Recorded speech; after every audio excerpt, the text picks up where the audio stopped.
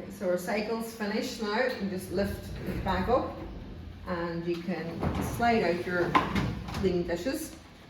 So that'll stay hot for as many cycles as you want, so you can leave it on for a few hours. And then if we want to turn it off and clean the filters, so we'll turn it off at the main switch. Short people. And you get in here. What I usually do is get a knife. It helps just to lift out the first tray.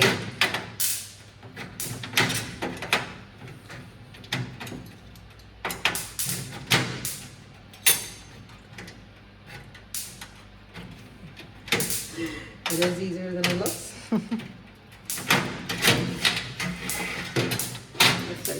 Slide your tray out. This is your plug. Just come out, it'll drain away your water.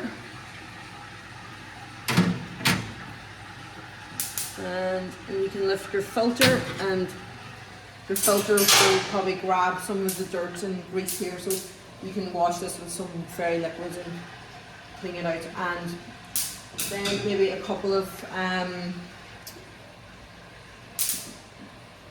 containers of water just to rinse the last bits through.